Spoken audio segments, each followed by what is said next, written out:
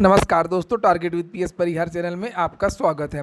सुबह की इस वीडियो में ऐसी सूचनाएं होती हैं जो विभिन्न समाचार पत्रों पर छाई हुई होती हैं और विद्यार्थियों के लिए आवश्यक होती हैं। तो आइए शुरू करते हैं और देख लेते हैं कि आज के समाचार पत्रों में विद्यार्थी जीवन से संबंधित कौन कौन सी सूचनाएं हैं। तो वीडियो को जल्दी से लाइक कर दें, शेयर कर दें और जिन छात्रों ने चैनल को अभी भी सब्सक्राइब न किया हो तो जल्दी से सब्सक्राइब कर लें ताकि आप लोगों को भी इसी प्रकार की ऑथेंटिक अपडेट सबसे पहले मिलती रहे। आगे बढ़ने से पहले एक सूचना उन विद्यार्थियों के लिए है जो विद्यार्थी लेखपाल भर्ती की तैयारी कर रहे हैं। वे सभी अभ्यर्थी सरस्वती प्रकाशन प्राइवेट लिमिटेड की इस पुस्तक को देख सकते हैं। काफ़ी अच्छी पुस्तकें हैं इस प्रकाशन की।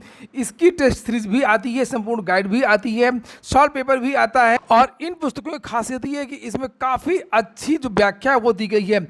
ये जो आप लोग देख रहे हैं सरस्वती प्रकाशन की ये जो पुस्तक है, इसमें पिछली जो पेपर हुए थे उनके हल प्रश्न पत्र यहाँ पर दिए गए। 2015 में जो लेखपाल भर्ती हुई थी उसके सॉल्व पेपर हैं और जो 2008 में भर्ती हुई थी उसके पेपर हैं। इसी तरीके से सरस्वती प्रकाशन की ग्राम समाज एवं ग्राम विकास भी आती है। तो काफी अच्छा ये प्रकाशन, ये मेरे पास पुस्तकें आई थी, मैंने इनको यहाँ पर देखा हुआ है। सभी कापी किताबों की दुकानों में आपको ये पुस्तकें मिल जाएंगी और अगर आप लोग ऑनलाइन घर बैठे मंगवाना चाहते हैं तो मैं आपको एक व्हाट्सएप की लिंक दूंगा नीचे डिस्क्रिप्शन बॉक्स में, वहां पर जाकर के आप लोग ऑनलाइन भी मंगवा सकते हैं। चलिए शुरू करते हैं और जो सबसे पहली सूचना है वो है बीएड टीईटी पर रोक बरकरार, सुप्रीम कोर्ट हाई कोर्ट। यहाँ पर आज के लगभग सभी प्रमुख समाचार पत्रों में इसके बारे में जानकारी दी गई है। ये देखिए यहाँ पर लिखा हुआ है, टेट पास बीएड डिग्री धारकों को पात्रता प्रमाण पत्र जारी करने पर रोक बरकरार। इसकी लगातार सुनवाइयां हुई थी, कल भी मैंने इसके बारे में वीडियो बनाया था। लिखा, हाईकोर्ट ने दिए एनसीटीई को 14 जुलाई को जवाब दाखिल करने का निर्देश। अगली डेट भी 14 जुलाई लगी है। इलाहाबाद हाईकोर्ट ने यूपीटीईटी पास करने वाले बीएड डिग्री धारकों को पात्रता प्रमाण पत्र जारी करने पर पहले से लगाई गई रोक बरकरार रखी है। कोर्ट ने मामले में स्थगन आदेश को बढ़ाते हुए एनसीटीई को 14 जुलाई तक जवाब दाखिल करने को कहा है। इस केस की जो सुनवाई है पहले 12 तारीख को हुई थी, 12 मई को यानी कि, और उसके बाद में 16 तारीख को इसकी सुनवाई हुई थी। 16 के बाद में फिर 17 तारीख को भी इसकी सुनवाई हुई थी और तभी ये निर्णय दिया गया है। हाल ही में टीईटी की परीक्षा आयोजित की गई थी उत्तर प्रदेश में और उसकी जो मार्कशीट अभी तक जारी नहीं हुई है। उसके पहले ही जो बीटीसी के छात्र हैं उन्होंने हाईकोर्ट में केस कर दिया और ये कहा कि जो बीएड के छात्र हैं उनको टीईटी से बाहर कर दी जाए, प्राथमिक वाली, और इनको चूंकि राजस्थान में पहले ही बाहर कर दिया गया है। उसी क्रम में कल सुप्रीम कोर्ट में भी सुनवाई थी इस केस की। राजस्थान का जो मामला था, राजस्थान के जो बीएड के छात्र थे वो सुप्रीम कोर्ट चले गए थे क्योंकि राजस्थान में की डबल बेंच ने बाहर कर दिया बीएड के छात्रों को। एक ग्रुप तो पहले ही चला गया था जिसकी सुनवाई 19 जुलाई को होनी है और जो एक दूसरा ग्रुप था जिसने अपनी याचिका को टैग नहीं करवाया था वो सुप्रीम कोर्ट गया था और उसकी जो सुनवाई है वो कल हुई है।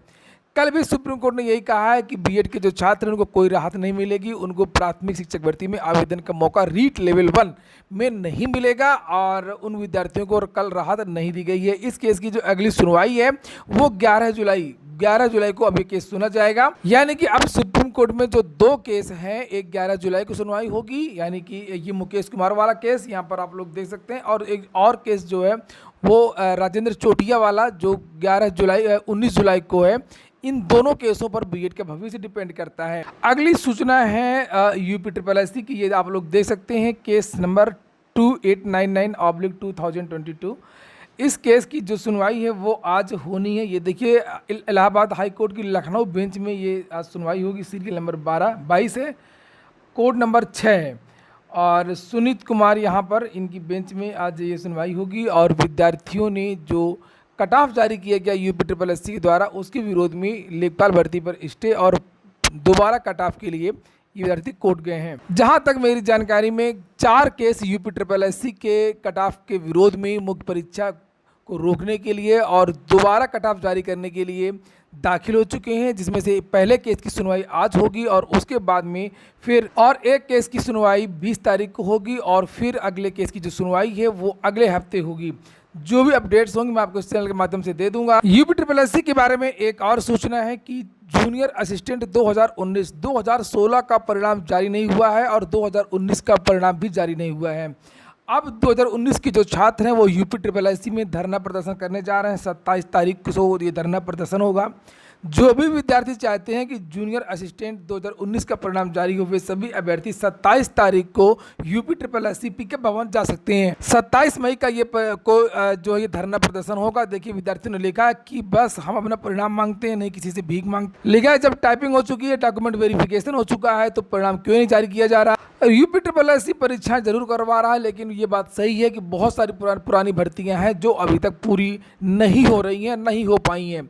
2016 तक की भर्तियां, लगभग 6 साल 7 साल पुरानी भर्तियां हैं, वो यूपी ट्रिपल एससी पूरी नहीं कर पा रहा है। और यूपी ट्रिपल एससी में आज एक मीटिंग भी है, हो सकता है किसी भर्ती से संबंधित आज कोई नोटिस भी जारी हो। अगली सूचना है सीटेट की। लिखा हुआ सीबीएसई की तरफ से सीटेट जुलाई 2022 का नोटिफिकेशन जल्द जारी किया जा सकता है। शिक्षा विशेषज्ञों के अनुसार सीटेट का जो नोटिफिकेशन है वो 20 मई को जारी हो सकता है। यहाँ पर 20 तारीख संभावित डेट के बारे में जानकारी दी गई है।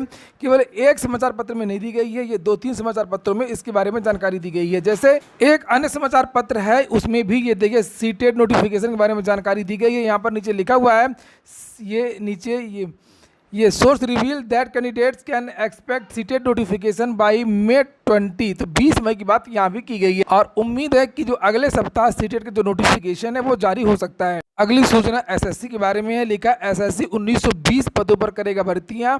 कर्मचारी चयन आयोग ने अपने विभिन्न रीजन के तहत 1920 रिक्तियां निकाल दी हैं।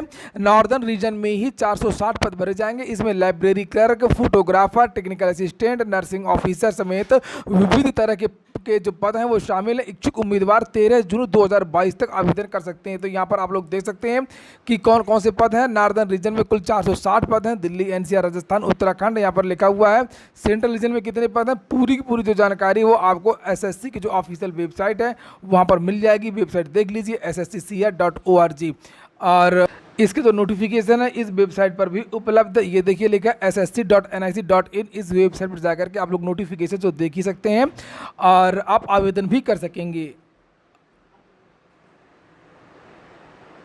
1920 पदों के लिए एसएससी से भर्ती तो निकली ही हुई है। एसएससी से एक और भर्ती का विज्ञापन कल देर रात को जारी कर दिया गया है और ये हेड कांस्टेबल, जिसके बारे में मैंने पहले ही जानकारी दी थी। और हेड कांस्टेबल की भर्ती में सभी विद्यार्थी आवेदन कर सकते हैं। यहाँ पर ये देखिए लिखा हुआ 17 मई, ये date of submission of online application 17 तारीख से लेकर के 16 जून तक विद्यार्थी आवेदन कर सकेंगे। कब एडमिट कार्ड जारी होगा, कब परीक्षा होगी, सारी की सारी जानकारी इस नोटिफिकेशन में दे दी गई है। कितने पद होंगे इसके बारे में भी जानकारी दी गई। ये देखिए हेड कांस्टेबल मेल, टोटल जो पद हैं वो 559 पद यहाँ पर ये दिए गए हैं और ये मेल ही पद हैं और फीमेल के लिए अलग से 276 पद हैं। तो कुल मिलाकर के लगभग 850 पदों पर ये भर्ती होने जा रही है। 18 से 25 साल तक की एज मांगी गई है और विभिन्न कैटेगरी को अलग अलग तरीके से छूट भी दी गई है, एससी और एसटी और ओबीसी को। तो ये नोटिफिकेशन अगर आपको चाहिए तो आप लोग मेरा टेलीग्राम चैनल ज्वाइन कर सकते हैं, वहाँ पर मिल जाएगा। और एसएससी की जो ऑफिशियल वेबसाइट है वहाँ पर भी हेड कांस्टेबल भर्ती का जो नोटिफिकेशन है वो आपको मिल जाएगा और सभी राज्यों के विद्यार्थी यहाँ पर आवेदन कर सकते हैं। आज के समाचार पत्रों में वित्त मंत्रालय से भर्ती निकली हुई है, उसके बारे में भी जानकारी दी गई कि 22 पदों पर होंगी सीधी भर्तियां। असिस्टेंट डायरेक्टर कास्ट पद 22 और वेबसाइट है upsconline.nic.in। इस वेबसाइट पर जाकर के आप लोग इस वैकेंसी के बारे में सारी की सारी डिटेल्स है वो देख सकते हैं। अभी कुछ दिनों पहले हिमाचल प्रदेश में कांस्टेबल भर्ती का जो पर्चा वो लीक हो गया था, परीक्षा रद्द कर दी गई थी। और इसी तरीके से हरियाणा पीसीएस का पेपर रद्द कर दिया गया था लोक सेवा आयोग। अभी 2-4 दिन पहले पिछले हफ्ते 67वीं बीपीएससी बिहार पीसीएस का जो पेपर है वो लीक हो गया था। और यहाँ पर लिखा हुआ है आज के समाचार पत्रों में, राजस्थान में कांस्टेबल भर्ती परीक्षा लीक। उसके पहले राजस्थान में रीट का पेपर भी लीक हो गया था लेवल 1 में, और उसमें रीट का जो पेपर है वो अब दोबारा होगा। लिखा है कि राजस्थान में कांस्टेबल भर्ती परीक्षा लीक की कुल मिलाकर के पूरे देश में शिक्षा माफियाओं ने छात्रों और सरकार सभी को परेशान कर दिया है। और यहाँ पर लिखा है कि दूसरी पाली की परीक्षा अब दोबारा आयोजित होगी। केंद्र अधीक्षक ने प्रश्न पत्र को समय से पहले ही खोल दिया। हालांकि जिन राज्यों की मैंने बात बताई है वहां पर तुरंत परीक्षाओं को रद्द कर दिया गया और दोबारा परीक्षाएं करवाई जा रही हैं। और यहां पर तो केवल जो परीक्षा केंद्र था उसने थोड़ी देर पहले ही पेपर को खोल दिया था, यानी जो विद्यार्थियों को बुकलेट मिली थी वो खुली हुई मिली थी और इस आधार पर लीक माना गया, परीक्षा दोबारा करवाई गई। उत्तर प्रदेश में जल्दी उत्तर प्रदेश सरकार परीक्षाओं को रद्द नहीं करती है। अगली सूचना है असिस्टेंट प्रोफेसर भर्ती की। यूपीएचईएससी ने निदेशालय को भेजे 4 विषयों के परिणाम। असिस्टेंट प्रोफेसर के 298 चयनितों को 25 मई तक आवंटित हो जाएंगे कॉलेज। उत्तर प्रदेश उच्चतर शिक्षा सेवा आयोग ने मंगलवार को 4 विषयों में असिस्टेंट प्रोफेसर भर्ती के परिणाम उच्च शिक्षा निदेशालय को भेज दिए हैं। 2 विषयों के रिजल्ट निदेशालय को पहले ही मिल चुके हैं। कुल 6 में से 5 विषयों के चयनित 298 अभ्यर्थियों को 25 मई तक कॉलेज आवंटित कर दिए जाएंगे। आगे लिखा हुआ कि प्रदेश के अशासकीय महाविद्यालयों में असिस्टेंट प्रोफेसर भर्ती के लिए आयोग ने मंगलवार को जिन विषयों के अंतिम चयन परिणाम आयोग को भेजे हैं उनमें बीएड, वनस्पति विज्ञान, शारीरिक शिक्षा, प्राणी विज्ञान विषय शामिल हैं और इनमें से वनस्पति विज्ञान विषय में 87 पदों, प्राणी विज्ञान में 96 और शारीरिक शिक्षा विषय में 23 पदों पर चयनित अभ्यर्थियों की ऑनलाइन काउंसलिंग का परिणाम 25 मई को निदेशालय घोषित करेगा और उसी दिन चयनित अभ्यर्थियों के नियुक्ति पत्र भी ऑनलाइन जारी कर दिए जाएंगे। बीएड के मामले में हाईकोर्ट में दाखिल याचिका पर सुनवाई चल रही है, इसलिए निदेशालय इस विषय पर काउंसलिंग अभी नहीं करवाएगा। लिखा वाणिज्य के संशोधित परिणाम का इंतजार है। आयोग ने पूर्व में निदेशालय को असिस्टेंट प्रोफेसर शारीरिक शिक्षा के 23 पदों, वाणिज्य के 79 और प्राणी विज्ञान के 96 पदों का रिजल्ट भेज दिया था, लेकिन बाद में आयोग इन तीनों विषय के परिणाम संशोधित करने पड़े थे और निदेशालय को इन 3 विषयों की काउंसलिंग रोकनी पड़ी। अगली सूचना उत्तर प्रदेश लोक सेवा आयोग की है। लिखा इंटरव्यू में अंक निर्धारण की प्रक्रिया पर उठे सवाल, अभ्यर्थी चाहते हैं अंक निर्धारण की प्रक्रिया सार्वजनिक करें यूपीपीएससी।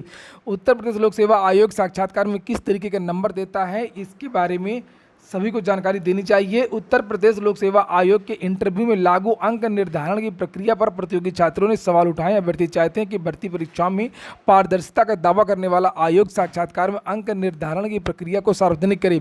इसके लिए प्रतियोगी छात्रों ने सोशल मीडिया पर अभियान चलाने का निर्णय लिया है। साथ ही वे आयोग के अध्यक्ष और मुख्यमंत्री को पत्र भेजकर मांग करेंगे कि अंक निर्धारण प्रक्रिया को पूरी तरह से पारदर्शी बनाया जाए। तो ये हो गया आज का वीडियो। अगर आपको अच्छा लगा हो, आपके काम का हो तो लाइक अवश्य कर दें। पूरा वीडियो सुनने के लिए बहुत धन्यवाद।